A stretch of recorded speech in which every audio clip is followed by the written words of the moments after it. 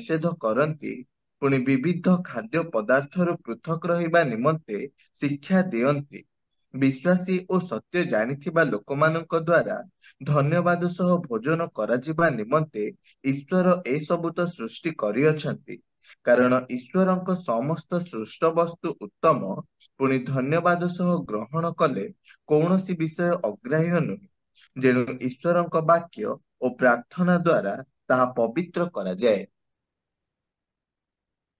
ଏଠି ପାଉଲ ଏ 5 ପଦରେ ଈଶ୍ୱର ବିହୀନ ସେବକ ମାନେ ଯେମାନେ ଈଶ୍ୱରଙ୍କର ବିନା ସେବା କରୁଛନ୍ତି, ଆତ୍ମିକ ସେବକ ନୁହନ୍ତି, ପାଉଲ ଏମିତି ଭଣ୍ଡ ଶିକ୍ଷକ ମାନଙ୍କ ସମ୍ପର୍କରେ ତିମୋଥୀକୁ ସଚେତନ କରାଉଛନ୍ତି।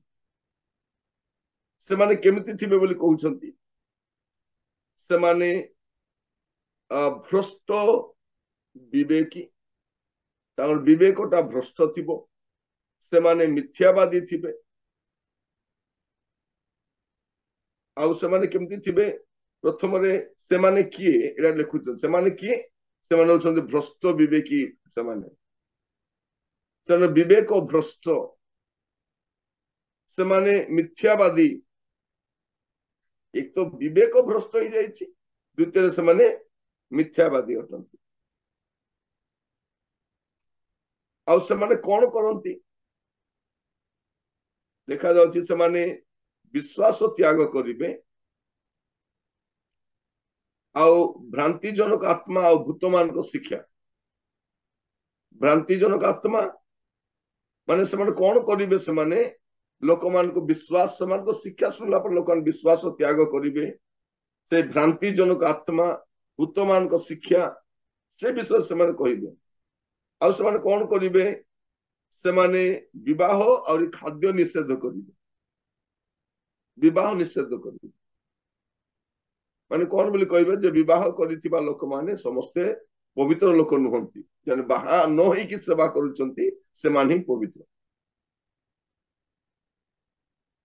ସେମାନେ ସ୍ୱର୍ଗକୁ ଯିବେ କି ନାହିଁ ସେଟା ମତେ କହିଦେବେ ଲାଷ୍ଟ।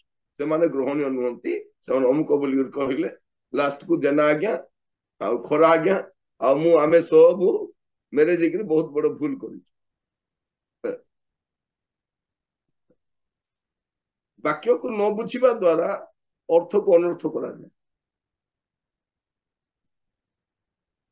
ମୋର ଗୋଟେ ମେସେଜ ୟୁଟ୍ୟୁବରେ ଆପଣ ଶୁଣିପାରିବେ, ବିବାହ ନିଷେଧ ମହାପାପ ବୋଲି। ବିବାହ ନିଷେଧ ମହାପାପ। ସେଇ ପ୍ରଚାର ମୁଁ କଲା ପରେ ଜଣେ ଲୋକ ଯେ ବାହା ହେବି ନାହିଁ ବୋଲି କହୁଥିଲେ, ବାହା ହେଇଛନ୍ତି, ସେ ମୋର ବିରୁଦ୍ଧରେ କହୁଥିଲେ। ତୁମେ ତ ବାହା ହେବି ନାହିଁ ବୋଲି ସେବା କଲ, ପରେ ପୁଣି ବାହା ହେଲ, ବାହା ହେଲା ପରେ ପୁଣି ନାରେ ନାରେ ହଉଛ। ସେ ମତେ କହୁଛନ୍ତି ନାଇଁ ନାଇଁ ଏଇ ଶିକ୍ଷା ଏମିତି ନୁହଁ। ତାପରେ ତାଙ୍କୁ ଯୋଉମାନେ ଫଲୋ କରିଥିଲେ ସେମାନେ ଦିନେ ଦୁଷିଲେ। ମୁଁ କହିଲି ଭଉଣୀ ମାନେ ଆପଣ ମାନେ କାହିଁକି ବାହା ହେଲେ ନାହିଁ? ନାଇଁ ସେ ଭାଇନା ତ ହେଲେ ନାଇଁ, ଆମେ ବି ହେଲୁନି। ସେ କହିଲେ ନାଇଁ ବାହା ହବାର ନାହିଁ। ମୁଁ କହିଲି ସେ ଭାଇନା ତ ଏବେ ହେଇଗଲେ। ହଁ ତ ହେଇଗଲେ, ତୁମମାନେ କଣ କରିବ? ନାଇଁ ଆମର କଣ ବିବାହ ହେବା ବୟସ ହେବାର ଅଛି। ମାନେ ବାକ୍ୟକୁ ଯଦି ସଠିକ ଭାବରେ ବୁଝିବେ ନାହିଁ ଅସୁବିଧାରେ ପଡିବା। କିଏ କିଏ କୁହନ୍ତି ନାଇଁ ନା ଔଷଧ ଖାଇବାଟା ପାପ। ମାନେ ଭାବି ଦେଖନ୍ତୁ କେମିତି ଶିକ୍ଷାକୁ କେମିତି ତର୍ଜମା କରାଯାଏ। ବାଇବଲରେ କୋଉଠି ଲେଖା ହେଇଛି ଔଷଧ ଖାଇବା ପାପ ବୋଲି? ଔଷଧ ନ ଖାଇବାଟା ଧାର୍ମିକତାର ଚିହ୍ନ ବୋଲି କୋଉଠି ଲେଖା ହେଇଛି? ଗଞ୍ଜେଇ ଖାଇବାଟା ପାପ, ମଦ ପିଇବାଟା ପାପ, ଏଇଗୁଡାକ ପାପ। ବ୍ୟଭିଚାର କରିବାଟା ପାପ, ଚୋରି କରିବାଟା ପାପ, ପର ସ୍ତ୍ରୀ ପ୍ରତି ଖରାପ ଦୃଷ୍ଟି ରଖିବାଟା ପାପ। ଏଇଟା ପାପ ନୁହଁ। କାହିଁକି? ଏ ଭ୍ରାନ୍ତିଜନକ ଆତ୍ମା ଗୁଡିକ, ଏ ଭୂତ ମାନଙ୍କ ଶିକ୍ଷା ବିବାହ ନିଷେଧ କରିବେ, ଖାଦ୍ୟ ମଧ୍ୟ। ତୁମେ ଆଜି ଏଇଟା ଖାଇଦଉଛ, ଆଜି ଖାଅ କାଲି ଖାଅ, ଯେବେ ମିଳିଲେ ତେବେ ଖାଅ। ବୁଝିଲେ ନା ନାଇଁ? ଆମ ଦେଶରେ ତ ପୁରା ଡାଏଟ କଣ୍ଟ୍ରୋଲ ଚାଲିଥାଉଛି। ଆଜି ଏଇଟା ଖାଇବାର ନାହିଁ, ସେଇଟା ଖାଇବାର ନାହିଁ। ଆଜି ସୋମବାର ଏଇଟା ହୁଏନି ଆମ ଘରେ, ମଙ୍ଗଳବାର ଏଇଟା ହୁଏନି, ବୁଧବାର ସେଇଟା ହୁଏନି, ଗୁରୁବାର ଏଇଟା ହୁଏନି। ଯାହା ବି ହୁଏ ମିଳିଲେ ଖାଇ ଦିଅନ୍ତୁ, ସକାଳେ ଯିବା ପାଇଁ ପଡିବ। ଖାଦ୍ୟ ଉଦର ନିମନ୍ତେ, ଉଦର ଖାଦ୍ୟ ନିମନ୍ତେ, ଫିନିଶ। ତାଠାରୁ ଉପରେ କିଛି ନାହିଁ। ଖାଦ୍ୟ ମନୁଷ୍ୟକୁ ଅଶୁଚି କରେ ନାହିଁ, ଭିତରୁ ଯାହା ବାହାରେ ତାହା ଅଶୁଚି କରେ।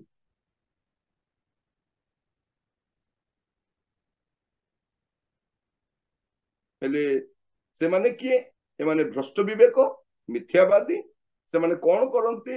ବିଶ୍ୱାସ ତ୍ୟାଗ କରିବେ, ଭ୍ରାନ୍ତିଜନକ ଆତ୍ମା, ଭୂତମାନଙ୍କ ଶିକ୍ଷା, ବିବାହ ନିଷେଧ, ଖାଦ୍ୟ ନିଷେଧ କରିବେ।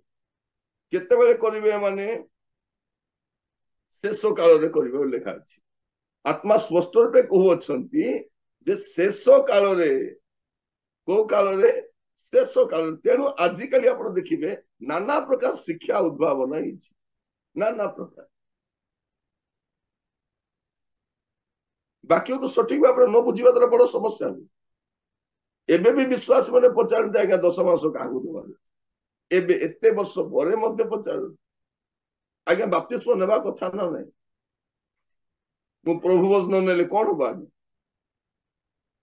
ମାନେ ଏତେ ବର୍ଷ ପ୍ରାର୍ଥନା ଗଲା ପରେ, ଶିକ୍ଷା ପାଇଲା ପରେ ମଧ୍ୟ ସେ ଜାଣିନାହାନ୍ତି 10 ମାସ କାହାକୁ ଦେବାର। ଲୋକ ଜାଣିନାହାନ୍ତି, ସେଥିପାଇଁ ପାଳକ ମାନେ କହିବେ ଆମକୁ ଆକା ଦିଅ, ଆମର ମଣ୍ଡଳୀ ଆକା ଦବ। କଣ କୁହନ୍ତି? ତମେ ଯୋଉ ହୋଟେଲରେ ଖାଇବ ସେ ହୋଟେଲରେ ପଇସା ଦେବ ନା ଅଲଗା ହୋଟେଲରେ ପଇସା ଦେବ? ତୋରଟା କଣ ହୋଟେଲ ନା ରେଷ୍ଟୁରାଣ୍ଟ? ସେବକ ମାନେ ଜାଣିବା ଦରକାର, ସେବକ ମାନେ କେତେ ପ୍ରକାର ସେବକ ଅଛନ୍ତି, ଆଉ ବିଶ୍ୱାସର ଦାୟିତ୍ୱ କଣ ଅଟେ, କାହାକୁ କୁହାଯାଇଥିଲା। ସକଳ ବିଷୟକୁ ନ ବୁଝିଲେ ଆପଣ ଶିକ୍ଷାରେ ଭ୍ରମିତ ହେବେ। ଆପଣ ଯଦି ସବୁ ଶିକ୍ଷା ପାଇବା ପାଇଁ ଚାହୁଁଛନ୍ତି, ଆପଣ କଣ କରିବାର ଅଛି? ବାଇବଲକୁ ହିଁ ପ୍ରାଧାନ୍ୟ ଦେବାର ଅଛି। ଶେଷ କାଳରେ ତାପରେ ଦେଖିବେ ସେମାନେ କାହିଁକି ଭ୍ରଷ୍ଟ ଅଟନ୍ତି। ଆପଣ ଦେଖିବେ 4 ପଦ 5 ପଦରେ, କାରଣ ଈଶ୍ୱରଙ୍କର ଉତ୍ତମ ସୃଷ୍ଟ ବସ୍ତୁ ଉତ୍ତମ, କାରଣ ଈଶ୍ୱରଙ୍କ ସମସ୍ତ ସୃଷ୍ଟ ବସ୍ତୁ ଉତ୍ତମ, ପୁଣି ଧନ୍ୟବାଦ ସହ ଗ୍ରହଣ କଲେ କୌଣସି ବିଷୟ ଅଗ୍ରାହ୍ୟ ନୁହେଁ। ତେଣୁ ଈଶ୍ୱରଙ୍କ ବାକ୍ୟ ଓ ପ୍ରାର୍ଥନା ଦ୍ୱାରା ତାହା ପବିତ୍ର କରାଯାଏ। ସେମାନେ କଣ କରନ୍ତି? ଈଶ୍ୱର ଯାହା ଯାହା ଉତ୍ତମ ବୋଲି କୁହନ୍ତି ତାକୁ ଅଗ୍ରାହ୍ୟ କରନ୍ତି, ତାକୁ ଅଗ୍ରାହ୍ୟ କରାଯାଇ ପାରିବ ନାହିଁ। ଈଶ୍ୱର ଯାହା ସୃଷ୍ଟି କରିଛନ୍ତି ତାକୁ ପବିତ୍ର ବାକ୍ୟ ଆଉ ପ୍ରାର୍ଥନା ଦ୍ୱାରା ପବିତ୍ର କରି ଭଜନ କରିବ। ତାପରେ ଆପଣ ଦେଖିବେ ଈଶ୍ୱରଙ୍କ ସେବକ, ଖ୍ରୀଷ୍ଟୀୟ ସେବକ ସମ୍ପର୍କରେ ପାଉଲଙ୍କର ଏ ସେବା କାର୍ଯ୍ୟରେ ଆଉ କିଛି ବିଷୟ ସେ ନ କରିବା ପାଇଁ କହୁଛନ୍ତି। ପ୍ରଥମରେ କଣ କରୁଛନ୍ତି? କଣ କଣ କରିବନି? ଆମେ ଯଦି 6 ପଦରୁ 16 ପଦ ଦେଖି ଦେଖି ଯିବା, ସେଠି ଆମେ ଜାଣିପାରିବା। ଆପଣ 7 ପଦ ପଢନ୍ତୁ। କିନ୍ତୁ ବୃଦ୍ଧା ସ୍ତ୍ରୀ ମାନଙ୍କର ଅସାର କାହାଣୀ ସବୁ ଅଗ୍ରାହ୍ୟ କର, ଈଶ୍ୱର ପରାୟଣ ଜୀବନ ଯାପନ କରିବା ନିମନ୍ତେ ଅଭ୍ୟାସ କର। କଣ କର? ଅସାର କାହାଣୀ ଗୁଡାକ ଅଗ୍ରାହ୍ୟ କର। ମାନେ ଉତ୍ତମ ସେବକକୁ କୁହାଯାଉଛି। ଭ୍ରଷ୍ଟ ସେବକ କିଏ କୁହାଗଲା? ଉତ୍ତମ ସେବକ କଣ କରିବାର ନାହିଁ? ଏ ଅସାର କାହାଣୀ ପ୍ରତି ମନ ଦେବାର ନାହିଁ, ଆଉ ଈଶ୍ୱର ପରାୟଣ ଜୀବନ ଯାପନ କରିବାକୁ ଅଭ୍ୟାସ କର। କଣ କର ନାହିଁ? ଗୋଟେ ବିଷୟ ଏଇଟା କର ନାହିଁ। କଣ କର? ଅସାର କାହାଣୀ ସବୁକୁ ଅଗ୍ରାହ୍ୟ କର। ଆଉ କଣ କର? ଈଶ୍ୱର ପରାୟଣ ଜୀବନ ଯାପନ କରିବାକୁ ଅଭ୍ୟାସ କର। ତାପରେ କଣ କର? ଆପଣ ଦେଖିବେ 12 ପଦ ପଢିବେ। ତୁମ୍ଭର ଯୌବନାବସ୍ଥା ସକାଶେ କେହି ତୁମ୍ଭକୁ ତୁଚ୍ଛ ନ କରୁ, କିନ୍ତୁ ବାକ୍ୟରେ, ଆଚରଣରେ, ପ୍ରେମରେ, ବିଶ୍ୱାସରେ ଓ ପବିତ୍ରତାରେ ବିଶ୍ୱାସୀ ମାନଙ୍କର ଆଦର୍ଶ ସ୍ୱରୂପ ହୁଅ। ଏଠି କଣ ଲେଖାଯାଉଛି? ତୁମେ ବିଶ୍ୱାସୀ ମାନଙ୍କର ଆଦର୍ଶ ହୁଅ, ତମକୁ ଯୁବା ବୋଲି କେହି ଅଗ୍ରାହ୍ୟ ନ କରୁ। ମାନେ ଭାବି ଦେଖନ୍ତୁ, ବାଇବଲର ଉତ୍ତମ ସେବକ ମାନେ ସବୁବେଳେ ଯୁବା ମାନଙ୍କୁ ପ୍ରାଧାନ୍ୟ ଦେଇଛନ୍ତି। ଆପଣ ହିତୋପଦେଶ ଦେଖନ୍ତୁ, ଯୁବା ମାନଙ୍କୁ ପ୍ରାଧାନ୍ୟ ଦିଅନ୍ତି। ପାଉଲ ଯୁବା ମାନଙ୍କୁ ପ୍ରାଧାନ୍ୟ ଦଉଛନ୍ତି। ଯୋହନ ଯୁବା ମାନଙ୍କୁ, ହେ ଯୁବା ମାନେ ତୁମେ ବଳବାନ, ଈଶ୍ୱରଙ୍କ ବାକ୍ୟ ତୁମଠାରେ ଅଛି। ତ ଯୁବା ମାନଙ୍କୁ ପ୍ରାୟୋରିଟି ଦିଆଯାଉଛି, କୁହାଯାଉଛି ତୁମକୁ କେହି ଅଗ୍ରାହ୍ୟ ନ କରୁ। ତାପରେ ସେ କଣ କହୁଛନ୍ତି 14 ପଦରେ? ଭାବବାଣୀ ଓ ପ୍ରାଚୀନ ମାନଙ୍କର ହସ୍ତାର୍ପଣ ଦ୍ୱାରା ତୁମ୍ଭକୁ ଯେଉଁ ଅନୁଗ୍ରହ ଦାନ ଦତ୍ତ ହୋଇଅଛି ତାହା ଅବହେଳା ନ କର। ଯୋଉ ଆତ୍ମିକ ଦାନ ପାଇଛ ତାକୁ ଅବହେଳା କର ନାହିଁ। କଣ କଣ କର ନାହିଁ? ଓସାର କାହାଣୀକୁ ତୁମେ ଅଗ୍ରାହ୍ୟ କରିବ, ଯୁବା ବୋଲି କେହି ତୁମକୁ ଅଗ୍ରାହ୍ୟ ନ କରୁ, ଆତ୍ମିକ ଦାନକୁ ଅଗ୍ରାହ୍ୟ କରିବ ନାହିଁ। ତାପରେ କଣ କରିବ? 6 ପଦ। ଏହି ସମସ୍ତ ବିଷୟ ତୁମ୍ଭେ ଭାଇମାନଙ୍କୁ ଶିକ୍ଷା ଦେଲେ ଖ୍ରୀଷ୍ଟ ଯୀଶୁଙ୍କର ଜଣେ ଉତ୍ତମ ସେବକ ହେବ। ପୁଣି ତୁମ୍ଭେ ଯେଉଁ ବିଶ୍ୱାସ ଓ ଉତ୍ତମ ଶିକ୍ଷାର ଅନୁଗାମୀ ହୋଇ ଆସିଅଛ ତତ୍ସମ୍ବନ୍ଧୀୟ ବାକ୍ୟ ଦ୍ୱାରା ପରିପୁଷ୍ଟ ହେବ। ପ୍ରଥମ କଥା କଣ କରିବ ନାହିଁ ସେ କହିଲେ। କଣ କରିବ ନାହିଁ? ଉତ୍ତମ ସେବକ। ଆଗ ଆମେ ଦେଖିଲୁ ଏ ଭ୍ରାନ୍ତ ସେବକ ମାନେ କିଏ, ତାପରେ ଉତ୍ତମ ସେବକ ଭାବରେ କଣ ପ୍ରଥମେ କରିବ ନାହିଁ? ଓସାର କାହାଣୀରେ ମନ ଦେବ ନାହିଁ। ଆଜିକାଲି ଓସାର କାହାଣୀ ବୋଲେ କୋଉଟା? ସିରିଏଲ, ସିନେମା, ଏଗୁଡାକ ଓସାର କାହାଣୀ ଧରିକରି ବସନ୍ତୁ ନାହିଁ। ଅନେକ ବିଶ୍ୱାସୀ ମାନଙ୍କୁ ଦେଖିବେ ଏ ଓସାର କାହାଣୀରେ ବସିଥିବେ। ଆଗରୁ ହିଁ ଲେଖା ହେଇଯିବ, ସେଠି ଲେଖା ହବ ନା ନାହିଁ? ପ୍ରଥମରେ ଲେଖା ଅଛି ଏଇଟା ସତ୍ୟ ଘଟଣା ନୁହେଁ, କାଳ୍ପନିକ କାହାଣୀ ଉପରେ ଆଧାରିତ। ଜାଣିଲା ପରେ ଏକା ସୁଇଚ ଅଫ୍ କରିଦିଅନ୍ତୁ। ବେକାରଟା କାଳ୍ପନିକ କାହାଣୀ। ମୋବାଇଲରେ ଗୋଟେ ଗୋଟେ କାହାଣୀ ବାହାର ତାକୁ ଧରି ବସିଥିବେ, ଭଲ କରି ଦେଖୁଥିବେ। ଓସାର କାହାଣୀ ଏଇଟା ଲେଖା ଅଛି, ବୃଦ୍ଧା ସ୍ତ୍ରୀ ମାନଙ୍କୁ ବୁଝାଇବ ମୋବାଇଲ ଧରିକରି ନ ବସନ୍ତୁ। ଆଜି ପାଉଲ ଲେଖିଥିଲେ କଣ ଲେଖିଥାନ୍ତେ?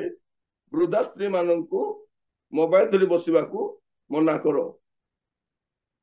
ସେଇଟା ଧରି ବସିଥିବ, ଅଗ୍ରାହ୍ୟ କର। ଓସାର କାହାଣୀକୁ ଅଗ୍ରାହ୍ୟ କର, ସିରିଏଲ ଧରି ବସ ଅଗ୍ରାହ୍ୟ କର। ଯୋଉ ସମୟରେ ବାଇବଲ ପଢିବା କଥା ମୋବାଇଲ ଧରି ବସିଥାଉଛନ୍ତି।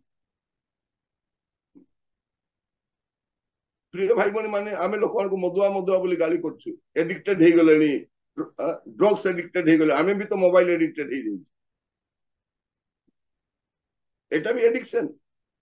ତାର ବିନା ବଞ୍ଚି ହଉନାହିଁ, ନ ଦେଖିଲେ ଶୋଇ ହଉନାହିଁ। ସକାଳୁ ଉଠୁ ଉଠୁ ଖୋଜୁଛୁ ବାଏ ବାଏ ହେଇକରି।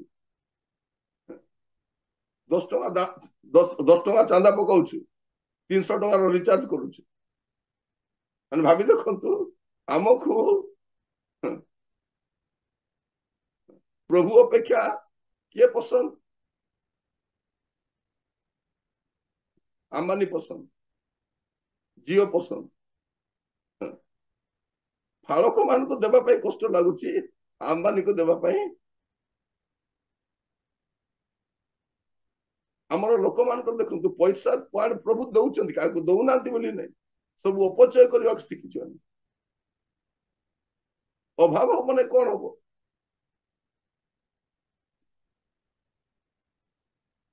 ତ ଓସାର କାହାଣୀ ପ୍ରତି ସାବଧାନ ରହିବ।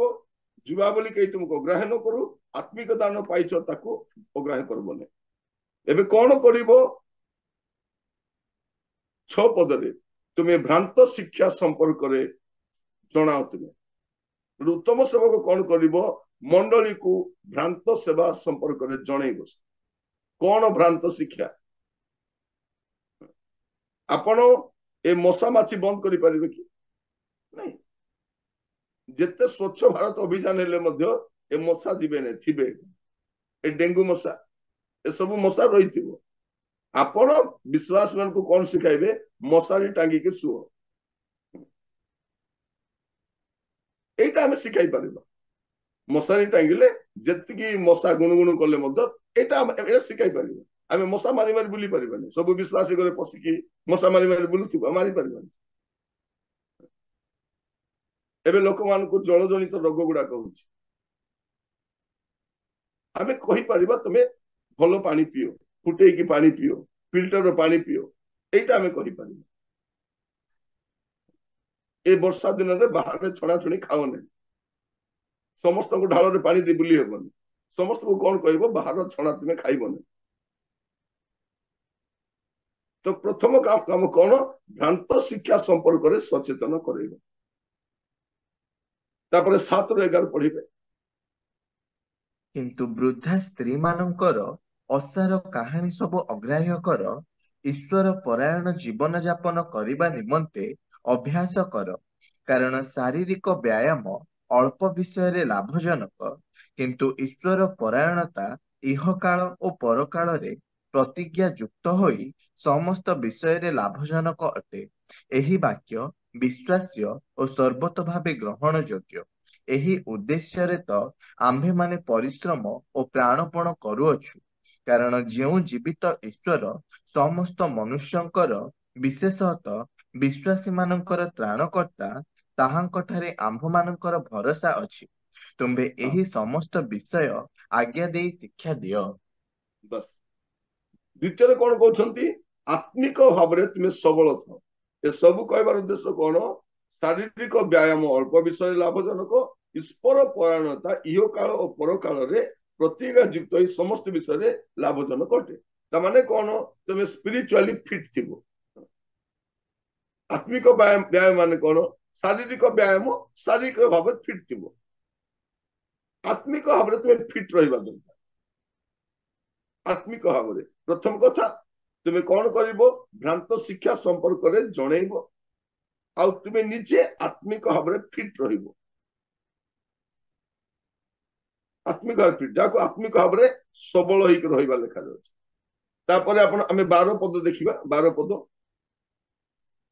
ତୁମ୍ଭର ଯୌବନାବସ୍ଥା ସକାଶେ କେହି ତୁମ୍ଭକୁ ତୁଚ୍ଛ ନ କରୁ, କିନ୍ତୁ ବାକ୍ୟରେ, ଆଚରଣରେ, ପ୍ରେମରେ, ବିଶ୍ୱାସରେ ଓ ପବିତ୍ରତାରେ ବିଶ୍ୱାସୀମାନଙ୍କର ଆଦର୍ଶ ସ୍ୱରୂପ ହୁଅ। କଣ ହୁଅ? ବିଶ୍ୱାସୀ ମାନଙ୍କର ଆଦର୍ଶ ସ୍ୱରୂପ ହୁଅ। ବିଶ୍ୱାସୀ ମାନଙ୍କର କଣ ହୁଅ? ଆଦର୍ଶ ସ୍ୱରୂପ ହୁଅ। ଆଜି ପ୍ରଭୁ ତାଙ୍କର ବାକ୍ୟ ଜରିଆରେ ଆମମାନଙ୍କୁ ଉତ୍ତମ ସେବକ ସମ୍ପର୍କରେ ସଚେତନ କରାଉଛି।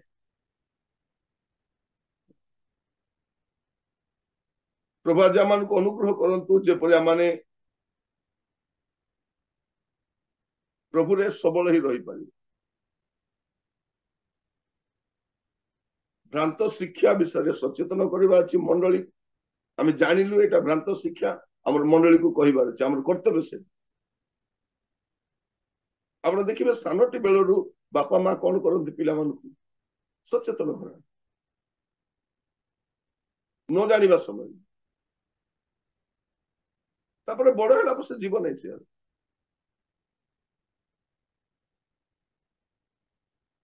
ମୁଁ ଯେତେବେଳେ ସ୍କୁଲ ପଢୁଥାଏ, ସ୍କୁଲରୁ ଆସିଲା ପରେ, ସ୍କୁଲ ତ ଯିବି, ସ୍କୁଲରୁ ଆସିଲା ପରେ ପ୍ରତି ଘଣ୍ଟା ମୋର ମା ମୋ ପଛରେ ଥିବ। ମୁଁ ଛକରେ ଥିଲେ ଆସିକି ଦେଖିଯିବ ଅଛି ନା ନାହିଁ ବୋଲି। ସେ କ୍ରିକେଟ ଖେଳିବା ଜାଗାରେ ଆସି ଦେଖିବ ଅଛି ନା ନାହିଁ ଏଠି ବୋଲିକରି। ସେ ଫୁଟବଲ ଖେଳିବା ଜାଗାରେ ଆସି ଦେଖୁଥିବ। ସେଇଥିପାଇଁ ମତେ କ୍ରିକେଟ ବି ଖେଳେଇବେନି, ଫୁଟବଲ ବି ଖେଳେଇବେନି, ଇଏ ମଝିରେ ପଳେଇବ ବୋଲି। ଆଉ ମା କେତେବେଳେ ଡାକିକି ନେଇଯିବ ବୋଲି। ବହି ଖୋଲି ପଢୁଛି ନା ନାହିଁ ଦେଖୁଥିବ। ଛୋଟ ଛୋଟ ବିଷୟରେ ଏବେ ମା ନାହାନ୍ତି, ମତେ ଆଉ କେହି କହିବାର ଆବଶ୍ୟକ ବି ନାହିଁ, କାରଣ ମତେ ଶିକ୍ଷିତ କରିକି ଯାଇଛନ୍ତି। ତ ପାଳକଙ୍କର କାମ କଣ ଅଟେ? ଯେ ବିଶ୍ୱାସୀ ମାନଙ୍କୁ ଆଦ୍ୟ ଅବସ୍ଥାରୁ ଶିକ୍ଷିତ କରାଇବା, ଯେପରି ଭ୍ରାନ୍ତ ଶିକାର ହେବେନି। ଆଜିକାଲି ଦେଖନ୍ତୁ ମଣ୍ଡଳୀ ପରିତ୍ୟାଗ କରି ଭ୍ରାନ୍ତ ଶିକ୍ଷା ପଛରେ ଲୋକ ଦୌଡୁଛନ୍ତି। ରବିବାର ଦିନ ସେମାନେ ଚର୍ଚ୍ଚ ଆସୁଥିଲେ, ଏବେ ସେମାନେ ଅନ୍ୟ କୋଉଠି ଯାଉଛନ୍ତି। ତାଙ୍କର ଘର ପାଖରେ ପ୍ରାର୍ଥନା ହଉଛି, ବସୁନାହାନ୍ତି, ସବୁ ଆହୁରି କୁଆଡେ ଯାଉଛନ୍ତି, ତେଲ ପାଣି ଧରିକି ଦୌଡି ଯାଉଛନ୍ତି। କଣ ପାଇଁ? ଆମେ ଶିଖାଇନ। ସେମାନଙ୍କୁ ସେ ଭଲ ଲାଗୁଛି ନାଇଁ, ଏଇଟା ବି ନାଇଁ, ଭ୍ରାନ୍ତ ଶିକ୍ଷା କଣ ଜାଣିବାର ଅଛି। ତାପରେ ନିଜେ ଆତ୍ମିକ ଭାବରେ ଫିଟ୍ ରହିବା, ଆଉ ସମସ୍ତ ଉତ୍ତମ କାର୍ଯ୍ୟରେ ଆଦର୍ଶ ହେବା ଦରକାର। ତାପରେ ଆପଣ 13 ପଦ ପଢନ୍ତୁ। ମୁଁ ନ ଯିବା ପର୍ଯ୍ୟନ୍ତ ଶାସ୍ତ୍ର ପାଠ, ଉପଦେଶ ଓ ଶିକ୍ଷାଦାନରେ ମନୋଯୋଗ କର। ଉତ୍ତମ ସେବକର କାମ କଣ ଅଟେ? ଯେ ସେ ଶାସ୍ତ୍ର ପାଠରେ, ଶିକ୍ଷାଦାନରେ, ଉପଦେଶରେ ଲାଗିକି ରହିବ। କିନ୍ତୁ ଭ୍ରଷ୍ଟ ଲୋକ କଣ? ସେ ଶାସ୍ତ୍ର ପାଠ କରିବ ନାହିଁ, ସେ ଶିକ୍ଷାଦାନ ଦବ, ଉପଦେଶ ଦବ, ଶାସ୍ତ୍ର ପାଠ ନାହିଁ। ଆପଣ ଯେତିକି ପଢିବେ ସେତିକି ଶିକ୍ଷିତ ହେବେ। ବାଇବଲ ଶିକ୍ଷିତ ହେବା ପାଇଁ ବାଇବଲ ପଢିବା ପାଇଁ ପଡିବ। ୟା ତା କଥା ଶୁଣି ଆପଣ ଶିକ୍ଷିତ ହେଇପାରିବେନି। ଇଂରାଜୀରେ ଗୋଟେ ଅଛି ରିଡିଂ ଖ୍ରୀଷ୍ଟିଆନ୍ସ ଆଉ ଗ୍ରୋଇଂ ଖ୍ରୀଷ୍ଟିଆନ୍ସ। ଆପଣ ପଢିବେ, ଆପଣ ବଢିବେ। ଆପଣ ନିଜେ ପଢନ୍ତୁ, ଧୀରେ ଧୀରେ ପଢନ୍ତୁ, ବୁଝିବା ପାଇଁ ଚେଷ୍ଟା କରନ୍ତୁ। ସେଇଥିପାଇଁ ପ୍ରଭୁ ଆମକୁ ନିଜ ଭାଷାରେ ବାଇବଲ ଦେଇଛନ୍ତି। ପୃଥିବୀରେ ଏତେ ପ୍ରକାର ଅନୁବାଦ ହେଇ କୌଣସି ପୁସ୍ତକ ଆସିନି, କେବଳ ବାଇବଲ। ଆଉ ପ୍ରଭୁ ଚାହାନ୍ତି ଜଣେ ଲୋକ ସେ କଣ ହେବା ଦରକାର, ଶାସ୍ତ୍ର ପାଠରେ ସେ ମନୋନିବେଶ କରିବା। ତ ଶାସ୍ତ୍ର ପାଠ ଶିକ୍ଷା ଉପଦେଶରେ କଣ କଣ କରିବ ସେ କହୁଛନ୍ତି। ତାପରେ ଆପଣ ଦେଖିବେ 15 ପଦ, ତୁମ୍ଭର ଉନ୍ନତି ଯେପରି ସମସ୍ତଙ୍କ ନିକଟରେ ପ୍ରକାଶିତ ହୁଏ, ଏଥି ନିମନ୍ତେ ଏହି ସମସ୍ତ ବିଷୟରେ ମନୋଯୋଗୀ ହୁଅ, ସେହି ସବୁରେ ପ୍ରବୃତ୍ତ ଥାଅ। ତୁମର ଉନ୍ନତି କଣ ହେବାର ଅଛି, ସମସ୍ତଙ୍କ ନିକଟରେ ଦେଖାଯିବାର ଅଛି, ଆଉ ତୁମେ ଏସବୁରେ ମନୋଯୋଗୀ ହେବା ଦରକାର। ମାନେ ସବୁବେଳେ ସେବା କାର୍ଯ୍ୟରେ ଲାଗି କରି ରୁହ। ସେବକର କାମ କଣ, ସେବା କାର୍ଯ୍ୟରେ ଲାଗିକି ରହିବ। ତାଙ୍କର କାମ କା ସେଇଟା। ମୁଁ ଅନେକଙ୍କୁ ଦେଖିଛି ରବିବାର ଦିନ ବାଳକ ମାନେ ତାଙ୍କ ଚର୍ଚ୍ଚରେ ନଥାନ୍ତି, ଆଉ କୋଉ ଚର୍ଚ୍ଚରେ ପଳେଇଥାନ୍ତି। ନାଇଁ, ରବିବାର ଆପଣଙ୍କର ଦାୟିତ୍ୱ। ମାନେ 6 ଦିନ ପର୍ଯ୍ୟନ୍ତ ତ ସେମାନଙ୍କର ଯତ୍ନ ନେବେ, ସପ୍ତମ ଦିନ ତ ଗୁରୁତ୍ୱପୂର୍ଣ୍ଣ ଦିନ। ମାନେ ଜଣେ ପ୍ରଭୁଙ୍କର ଦାସର କାମ କଣ, ସେ 6 ଦିନ ବାଇବଲ ପଢିବେ ଆଉ 7 ଦିନ ଆସି ପ୍ରଚାର କରିବେ। ମାନେ ଯଦି ଗୋଟିଏ ମେସେଜ କୁ ଆପଣ ଯଦି 6 ଦିନ ତିଆରି କରିବେ, କେମିତି ଥିବ? ଆମେ ତ 6 ମିନିଟରେ ତିଆରି କରିଦଉଛୁ, 6 ମିନିଟରେ। ନାଇଁ, 6 ମିନିଟ ନାଇଁ, 6 ଦିନରେ ଯଦି ଗୋଟେ ସମ୍ବାଦ ତିଆରି ହେବ ଆଉ ଅଧଘଣ୍ଟା ଆସି ପୁଲପିଟରେ ପ୍ରଚାର କରିବେ, ସେ ମେସେଜ କେମିତି ଥିବ? ମା ମାନଙ୍କୁ ଦେଖିବେ ଗୋଟେ ସାମାନ୍ୟ ତରକାରୀ ବନେଇବା ପାଇଁ କେତେ ସେମାନେ ଯୋଗାଡ଼ କରୁଥିଲେ, କେତେ। ସ୍ୱାଦ କାହିଁକି ହବ ନାହିଁ ସେଇଟା, ହେଲ୍ଦି କାହିଁକି ହବ ନାହିଁ, ସବୁ ଗୋଟେ ଗୋଟେ ବିଷୟ। ମୁଁ ଯଦି ରୋଷେଇ କରେ କେବେ, ମୁଁ ସବୁ ଥାଳିରେ ରଖ ଆଗେ, ସବୁ କାଟି କାଟି ରଖେ। ଏଇଟା ଅଛି, ଏଇଟା ଅଛି, ଏଇଟା ଅଛି, କାରଣ ମୁଁ ରେଗୁଲାର ରାନ୍ଧିବା ଲୋକ ନୁହଁ। ମୁଁ ଜାଣି ନାହିଁ କୋଉଟା ପକେଇବାର, କୋଉଟା ବେଳେ ବେଳେ ଭୁଲି ଯାଇ ହେବ। ସେଥିପାଇଁ ମୁଁ କଣ କରେ, ସବୁ କାଢିକି ରଖେ, ସବୁ ଆଗ ସବୁ ସେଟ୍ କରିକି ରଖେ। ପିଆଜ, କଞ୍ଚାମରିଚ କଟା ହେଲା, ଧନିଆ ପତ୍ର, ତାପରେ ଜିରା ଗୁଣ୍ଡ, ତାପରେ ମସଲା ଗୁଣ୍ଡ, ତାପରେ ଧନିଆ ଗୁଣ୍ଡ, ତାପରେ ଏଇଟା ସବୁ ସେଟ୍ କରି ରଖିଲା ପରେ ମୁଁ କାମ କରେ। ତେବେ କୋଉଟା ବି ମିସ୍ ହବନି, କୋଉଟା ବି ମିସ୍ ହବନି। ଦେଖିବ ଆରେ ଆରେ ମୁଁ ସେ ପକାଇବା ଭୁଲିଗଲି, ପରେ ପକାଇବାର ଅଛି। ତ ଆପଣ କଣ କରିବେ, ସେବା କାର୍ଯ୍ୟରେ ସର୍ବଦା ଲାଗିକି ରହିବେ। ତାପରେ 16 ପଦ ପଢିବେ, ଆପଣା ବିଷୟରେ ଓ ଆପଣା ଶିକ୍ଷା ବିଷୟରେ ସତର୍କ ହୁଅ, ଏହି ସମସ୍ତ ବିଷୟରେ ଲାଗି ରୁହ, କାରଣ ତାହା କଲେ ତୁମ୍ଭେ ଆପଣା ପରିତ୍ରାଣ ଓ ତୁମ୍ଭର ଶ୍ରୋତାମାନଙ୍କର ପରିତ୍ରାଣ ମଧ୍ୟ ସାଧନ କରିବ। କଣ କରିବ, ଆପଣା ବିଷୟରେ ଓ ଆପଣା ଶିକ୍ଷା ବିଷୟରେ ସତର୍କ ଥାଅ। ମାନେ ନିଜ ବିଷୟରେ ସାବଧାନ ରହିବାର ଅଛି। କାଳେ ମୁଁ ପ୍ରଚାର କରି ଉପେକ୍ଷିତ ହେବି କି? ତ ମୋର ଜୀବନରେ ମୁଁ ସତର୍କ ରହିବାର ଅଛି। ମୋ ଶିକ୍ଷା କଣ ଦଉଛି, ସତର୍କ ଲେଖା ଅଛି। ଆପଣା ବିଷୟରେ, ଆପଣା ଶିକ୍ଷା ବିଷୟରେ ସତର୍କ ହୁଅ, এই ସମସ୍ତ ବିଷୟରେ ଲାଗି ରୁହ, ଲାଗି ରୁହ, ସତର୍କ ରୁହ, ଲାଗି ରୁହ, କାରଣ ତାହା କଲେ ତୁମେ ଆପଣା ପରିତ୍ରାଣ ସାଧନ କରିବ, ଶ୍ରୋତା ମାନଙ୍କ ପରିତ୍ରାଣ ସାଧନ କରିବ। ମାନେ ପରିତ୍ରାଣ ସମାପ୍ତ ହେଇନାହିଁ ଏବେ ପର୍ଯ୍ୟନ୍ତ। ମୁଁ ପୁଣି କହିବା ପାଇଁ ଚାହେଁ, ଆମର ପରିତ୍ରାଣ ଏବେ ଯାଏ ସମାପ୍ତ ହେଇନାହିଁ। ଆମର କାମ ବିଶ୍ୱାସୀ ମାନଙ୍କୁ ଶେଷ ପର୍ଯ୍ୟନ୍ତ ପରିତ୍ରାଣ କଢେଇ ନେବା, ନିଜେ ବି ଆମର ପରିତ୍ରାଣକୁ ସାଧନ କରିବା। ଆଜିକାଲି ଯୋଉ କୁହାଯାଉଛି ତୁମେ ପରିତ୍ରାଣ ପାଇ ସାରିଲଣି, ଆଉ କିଛି ଆବଶ୍ୟକ ନାହିଁ, ଏଇଠି ସମସ୍ୟା ଅଛି। ପାଉଲ କଣ କହୁଛନ୍ତି, ତୁମେ ଆପଣା ପରିତ୍ରାଣ ସାଧନ କର। ତମର ବିଶ୍ୱାସୀ ମାନଙ୍କ ପରିତ୍ରାଣକୁ ସାଧନ କମ୍ପ୍ଲିଟ କରିବା ପାଇଁ ତୁମେ ଚେଷ୍ଟା କର, କମ୍ପ୍ଲିଟ। ସେ ପଦ ଗୁଡାକ ପୁଣି ଥରେ ଆମେ ପଢିବା। ଆପଣ ଦେଖିବେ 1 Corinthians 15 ପର୍ବ 2 ପଦ, ଯଦି ତୁମ୍ଭେମାନେ ତାହା ଦୃଢ ଭାବରେ ଧରିଥାଅ, ତେବେ ତାହା ଦ୍ୱାରା ପରିତ୍ରାଣ ପାଉଅଛ, ନହିଲେ ତ ତୁମ୍ଭେମାନେ ବ୍ୟର୍ଥରେ ବିଶ୍ୱାସୀ ହୋଇଥିଲ। କରନ୍ଥୀୟ ମଣ୍ଡଳୀକୁ ଲେଖୁଛନ୍ତି ତୁମେ ପରିତ୍ରାଣ ପାଉଅଛ, ପାଇଅଛ ନାହିଁ, କମ୍ପ୍ଲିଟ ହେଇନି, ତୁମେ ପରିତ୍ରାଣ ପାଉଅଛ, ତୁମେ ଉଦ୍ଧାର ପାଇ ପାଇ ଯାଉଛ, ତୁମେ ତମର ଫାଇନାଲ ପରିତ୍ରାଣ ଏବେ ଯାଏ ହେଇନି, ଶେଷ ପର୍ଯ୍ୟନ୍ତ ଲାଗି ରହିବା ପାଇଁ। ରୋମିଓ ମଣ୍ଡଳୀକୁ ଦେଖିବେ 13 ପର୍ବ ତାର 12 ପଦ। ରାତ୍ରି ପାହାନ୍ତା ହେଉଅଛି, ଦିବସ ସନ୍ନିକଟ, ଅତଏବ ଆସ, ଆମ୍ଭେମାନେ ଅନ୍ଧକାରର କର୍ମ ସବୁ ପରିତ୍ୟାଗ କରି ଆଲୋକର ଶଯ୍ୟା ପରିଧାନ କରୁ। କଣ ଲେଖାଯାଉଛି ଏଠି? 12 ପଦ ପଢିଲେ, 11 ପଦ ପଢନ୍ତୁ, 11 ପଦ। ପୁଣି ଏବେ ତୁମ୍ଭମାନଙ୍କର ନିଦ୍ରାରୁ ଜାଗ୍ରତ ହେବାର ସମୟ ଯେ ଉପସ୍ଥିତ, ଏହା ଜାଣି ଏହି ସବୁ କର, କାରଣ ଆମ୍ଭମାନଙ୍କ ବିଶ୍ୱାସ କରିବାର ଦିନଠାରୁ ବର୍ତ୍ତମାନ ପରିତ୍ରାଣ ଆମ୍ଭମାନଙ୍କର ଅଧିକ ସନ୍ନିକଟ। ସେ କଣ କହୁଛନ୍ତି? ବର୍ତ୍ତମାନ ପରିତ୍ରାଣ ଆମମାନଙ୍କର ଅଧିକ ସନ୍ନିକଟ। ପରିତ୍ରାଣ ପାଇବା ଦିନ ଠାରୁ ଏବେ ଆମର ଫାଇନାଲ ପରିତ୍ରାଣ ଅଧିକ ସନ୍ନିକଟ। ତେଣୁ ଆପଣ ଏଇ ଭ୍ରମରେ ରୁହନ୍ତୁ ନାହିଁ ଯେ ମୁଁ କମ୍ପ୍ଲିଟ। ଆଜି ମଣ୍ଡଳୀ ମଧ୍ୟରେ କାହିଁକି ଲୋକମାନଙ୍କ ଆତ୍ମିକ ଜୀବନର ସ୍ଖଳନ ହଉଛି? ଯୋଉମାନେ ଦିନେ ଉଦ୍ଧାର ପ୍ରାପ୍ତ ହେଇଥିଲେ, ଉଦ୍ଯୋଗୀ ଥିଲେ, ପ୍ରଭୁରେ ପଢୁଥିଲେ, କିଏ ଜଣେ କହିଲା ତୁମେ ତ ପରିତ୍ରାଣ ପାଇଯାଇଛ, ତୁମେ ତ ସ୍ୱର୍ଗକୁ ଯିବ।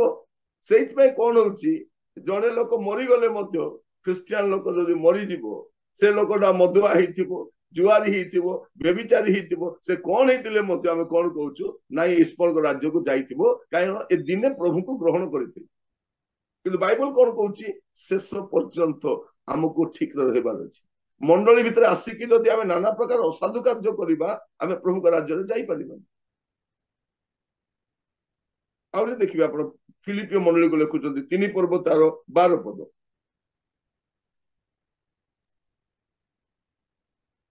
ମୁଁ ଯେ ଫିଲିପିଓ 2 ଏବେ ପର୍ବ, ସରି 2 ପର୍ବ 12 ପଦ, ଫିଲିପିଓ 2 ପର୍ବ ତାର 12 ପଦ।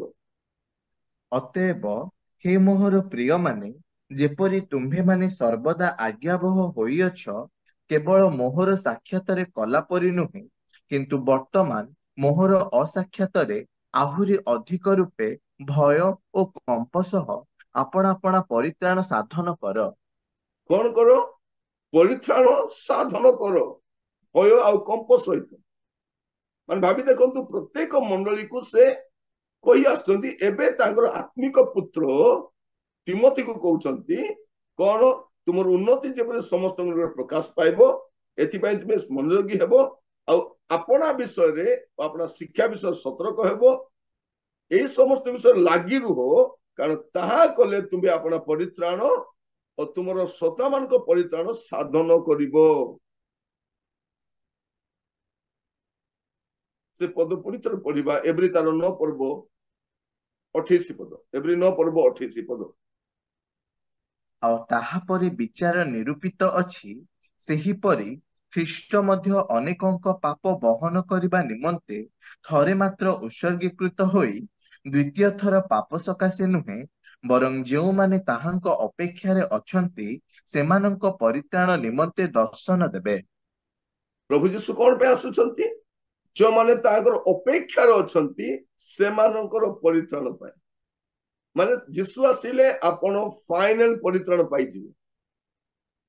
ଆମେ ଉଦ୍ଧାର ପାଇଛୁ, କିନ୍ତୁ ଶରୀର ଏବେ ଯନ୍ତ୍ରଣା ଭୋଗ କରୁଛୁ। ଆମେ ଉଦ୍ଧାର ପାଇଛୁ, କିନ୍ତୁ ପାପର ଜଗତରେ ରହିଛୁ। ଆମେ ଉଦ୍ଧାର ପାଇଛୁ, ନାନା ଶାରୀରିକ ରୋଗ ଦେଇ ଗତି କରୁଛୁ। ପ୍ରଭୁ ଆସିଲେ ଆମେ ସମ୍ପୂର୍ଣ୍ଣ ଭାବରେ ଏ ପାପର ଉପସ୍ଥିତିରୁ ଦୂରକୁ ନିଆଯିବା।